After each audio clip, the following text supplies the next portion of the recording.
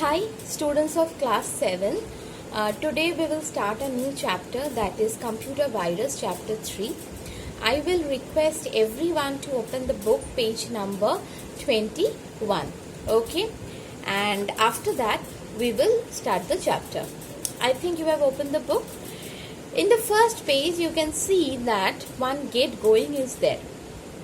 A grid is given to you and certain antivirus name is shown over there. It's your work to finish this table and send it to me as today's homework. Okay, everyone will do it in the book with pencil and send it to me at dphjhelpdesk@gmail.com for correction. I want everyone to do it. Now coming to the chapter. In this chapter we will learn about what is a virus, computer virus. What are the different types of virus? How to identify that a virus attack has been there? What are the symptoms? How to take the measures to prevent the virus attack? And the use of different antivirus software. These things we will learn in this chapter. Today we will learn only about a few computer virus and how they work. Only that part we will do today. From the next class elaborately we will start with the different types of virus, how do they spread, and everything we will do it in the next class. So today we will do only what are computer virus and certain definitions of different types of virus. Okay, let's start. Page 21. Now, what is computer virus? Computer virus is a small program that is designed to spread from one computer to another to interfere with the computer operations. Okay, so that means these are certain small programs that are built so that they can travel from one computer to another by affecting the computer operations. Okay, now in page 21 you can see one picture is there. This picture, yes, you can see the malware word is there. This is one type of virus. Okay, malware.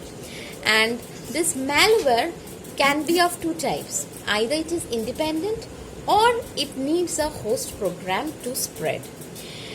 Now, independent malwares are worm, spyware, rootkit, others. Different others are there. Only we will talk about these three: worm, spyware and rootkit. And those who need the host program, these are called the virus. Another one is Trojan horse. Okay, they need a host program to spread from one computer to another. Okay, this computer virus can corrupt, can delete our important data on our computer. They use our email or some other programs to spread itself to other computer. Okay, they slow down our machine.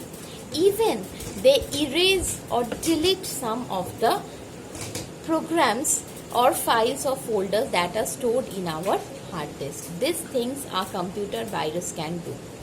Now coming to malware. What is malware? Malware includes computer virus along with computer worm, trojans, keyloggers, spyware and some other malicious softwares are there. So this whole thing is included in malware. Okay, the most active threat are actually Trojan or worm. That means this Trojan and worm are much more infectious than the virus. People often make mistake that while talking about computer virus, they refer a worm or a Trojan as a virus. But this is a different concept. These three are different, totally different. The word Trojan is different from worm. This worm is different from virus. Only the concept is they harm the computer in the same way, but they are all different from each other. They are often used interchangeably, or they do the work in the same way, only their programming style or their working is different. The final result they do is the same thing. Okay. Now, this worm, this virus, this Trojan horse are all malicious programs that cause damage to our computer system. But the work they are doing is same. They are damaging our computer system, but they work in different way. The different way they damage our computer. Virus damage our computer in different way. Trojan horse damage our computer in different way.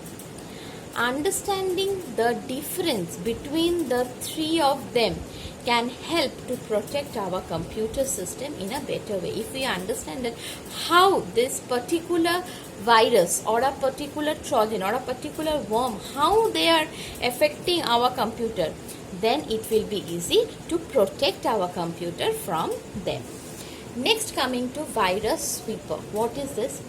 These are a fake antivirus program, also known as rogue.